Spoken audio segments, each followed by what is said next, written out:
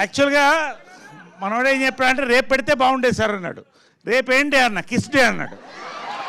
దుర్మార్గుడా.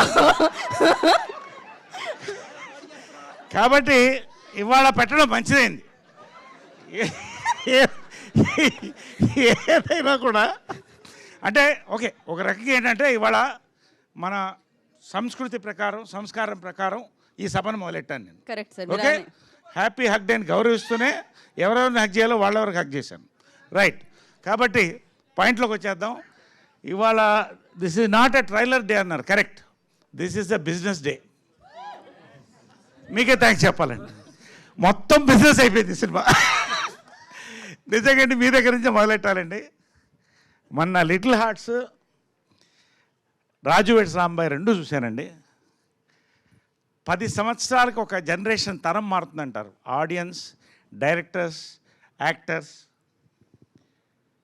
Producers, distributors కూడా కొత్త తరం నుంచి వస్తారండి. అసలు సినిమా డిస్ట్రిబ్యూషన్కి కొత్త అర్థం చెప్పి కొత్త ఒరవడి సృష్టించారండి. పొజిషనింగ్ ఆఫ్ అ ఫిలింకి ఒక కొత్త అర్థం చెప్పారు వంశీ గారు, బన్నీవాస్ గారు. లవ్ యూ సో మచ్ అండి.